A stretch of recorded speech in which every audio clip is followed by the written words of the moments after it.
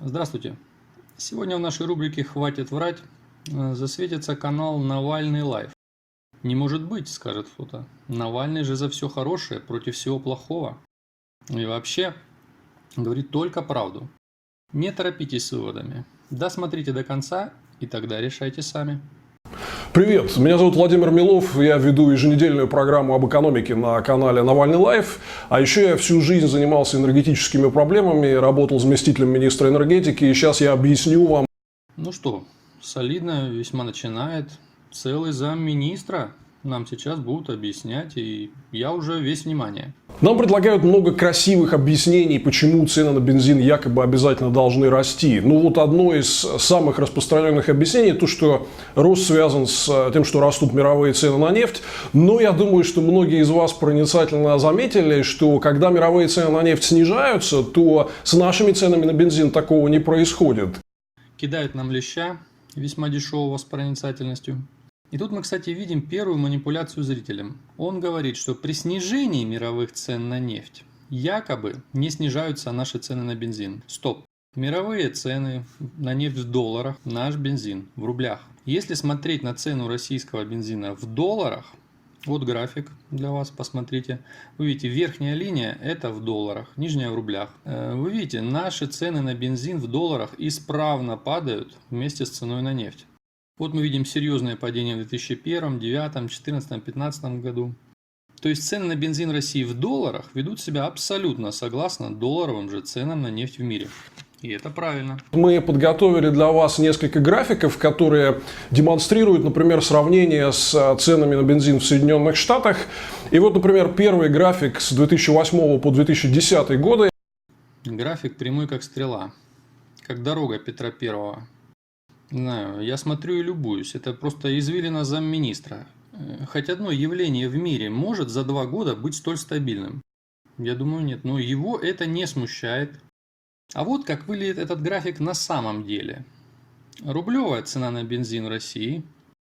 Вы видите, график полон перепадов. И вот тот кусок, который он показывал 2009-2010 год, я его для вас обвел. Посмотрите, там просто очень сильное падение это на самом деле. Многие помнят, что тогда было очень серьезное снижение цен на нефть в мире, и в Соединенных Штатах бензин очень сильно подешевел, причем вот вы видите эти цифры в пересчете на рубли, а в России нет. Вот зачем? Зачем он так врет? Причем его график, он ведь по-своему уверен, но он его построил по 3 точкам. Взял 3 точки, вырвал их из реального графика, соединил прямой, получилась стрела, все, класс, можно людям вешать лапшу на уши. А вот примерно как выглядит график на самом деле. Красная линия нарисовал я для вас. Это цена бензина в рублях на самом деле. Может быть, дело в налогах. Нам очень часто рассказывают о том, что якобы в России какая-то запредельная доля налогов в цене бензина. Но вот если вы посмотрите, например, на диаграммку, которая отражает данные Росстата о структуре цены, то вы увидите, что это в общем не так. Здесь он не указывает за какой год, но я проверил для вас данные Росстата. Почти совпадают с его данными, это 2015 год. Так вот, он нарисовал 6 статей, а на самом деле их 30. Мог он что-то важное упустить? Зачем он это упустил? Смотрим дальше. Но вот что отличается и в чем есть некая аномалия, в России какая-то невероятно раздутая торговая надбавка в цене бензина.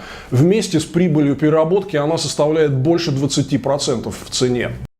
То есть поняли, он сложил торговую надбавку 16,2% и прибыль в оптовом звене 5,6% и получил больше 20, якобы наваривают на нас. Только вот незадача, уважаемый замминистра. Торговая надбавка это не прибыль. Смотрим внимательно данные того самого Росстата, те самые 30 статей, 24 из которых он почему-то забыл. И видим, что Росстат разбивает понятие торговая надбавка на статьи. Какие? Представляете, там большая часть это затраты розничной торговли, в том числе на доставку. Там больше 11%. И прибыль сразу же с 16% превращается в менее 5%. Хотя с налогами, конечно, есть проблема, и действительно правда в том, что отчасти нынешний рост цен на бензин связан с повышением акцизов на топливо с 1 января. И повысили, кстати, их специально для того, чтобы профинансировать пресловутый мост в Крым.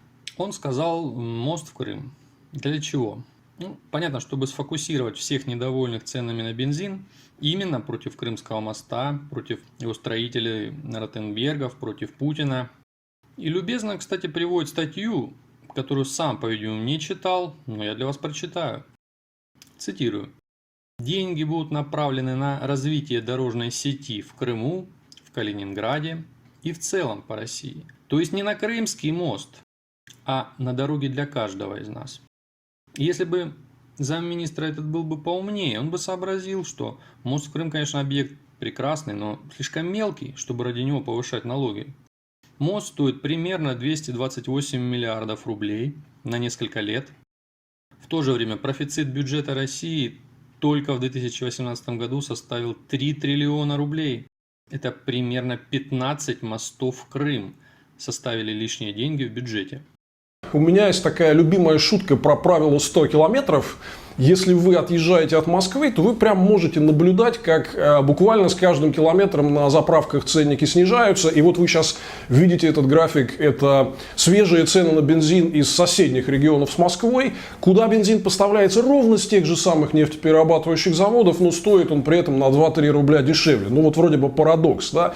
На самом деле объясняется этот парадокс просто тем, что нефтяные компании устанавливают цены от покупательной способности населения в регионе. И вот это подводит нас к простой мысли о том, что механизм ценообразования у нас какой-то другой и не связан с объективными факторами. Слушайте, а ведь, наверное, он попал теперь прямо в точку. Ну, конечно же, не связан. Как вообще я раньше сам не догадался. И вот только сейчас я понял, насколько он умный. Конечно же, в столице должен быть самый дешевый бензин, а не так, как у нас. Это ясно, сговор олигархов, монополистов. Ни в одной стране мира этого просто не может быть. Мы сейчас с вами вместе это проверим и просто убедимся в его гении, в его прозорливости. Вот давайте сейчас посмотрим сайт Global Petrol Prices, где публикуют свежие цены во многих странах мира.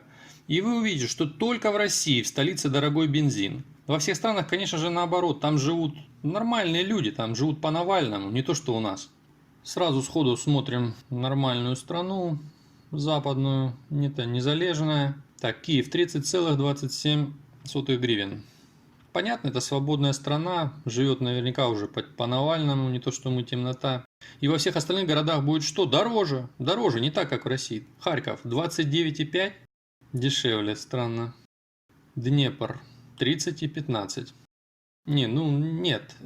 Украина откровенно разочаровывает. Там ясное дело, там кругом агенты Путина. Какое там может быть ценообразование? Только как в России. Оно не связано с объективными факторами. Сейчас мы возьмем нормальный Запад. Францию. Посрамим Путина. Докажем верность теории Навального-Милова. 1,73 евро за парижский бензин, это, конечно, пустяки. Сейчас мы посрамим российскую эту горе-экономику. Увидим, что во Франции, в столице, самый дешевый бензин. Бордо. 1,5. Что за... Не может быть. Леон. 1,51? Вы серьезно? Вы не живете тоже по Навальному? Ницца, не подкачай, Ницца. 1,55. Бардак во Франции. Не, погибла республика. Но есть еще страна. Соединенные Штаты Америки. Это оплот свободы. Это страна невероятной конкуренции, свобод для предпринимательства, для геев. Это прекрасно. Сразу же все это снижает цены на бензин автоматически. Мы сейчас увидим, конечно же, что в Вашингтоне самый дешевый бензин в стране, не то что в Москве. Вашингтон 0,98. Так, хорошо, рядом. Нью-Йорк 0,88. Я не верю своим глазам. Атланта 0,81. Тоже дешевле, чем Вашингтон. Да это все ФСБ. ФСБ, вы запарили вмешиваться в ценообразование на американский бензин. Бостон 0,82. ФСБ, остановитесь! Я просто не могу поверить, что и в Америке не хотят жить по Навальному. Проклятие. Сан-Франциско. Да! 1,15. Наконец-то! Есть город. Есть город мечты. Есть оплот свободы. И я считаю, что теория Милова-Навального блестяще доказана, господа. Я чуть не потерял веру в человечество. Нам нужна полная демонополизация нашей нефтяной отрасли. Нам нужен конкурентный нефтяной рынок, где цены устанавливались бы действительно в результате объективных факторов, а не сговора компаний-монополистов. Да, именно. На все 100 согласен. В Украине, Франции, там в многих странах тоже нет таких рынков, но есть Соединенные Штаты, есть Сан-Франциско. Лично я пакую чемоданы, переезжаю в город мечты. Принимайте участие в этих протестах и поддерживайте кампанию Алексея Навального, а также подписывайтесь на наш канал «Здесь говорят правду».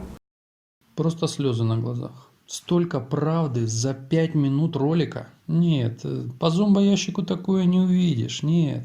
Навальный лайф. Это глоток правды и свободы. Ну, а пока моя семья почему-то с ужасом ищет на карте Сан-Франциско. Не, в другом полушарии. Вернемся к ролику. Теперь серьезно. Если Навальный лайф так обильно врет только в одном ролике, то как я, в принципе, могу ему доверять? Я бы и хотел согласиться с чем-то, там, что он говорит, ну, например, на тему коррупции. Но если он аргументирует ложью, то даже та правда, которая иногда проскальзывает, она теряет цену. И в этом смысле он гораздо хуже, чем официальные СМИ, от которых мы откровений-то не ждем. А ведь Навального же многие люди склонны слушать, там, не знаю, развесив уши. Не дайте себя обмануть. До новых встреч.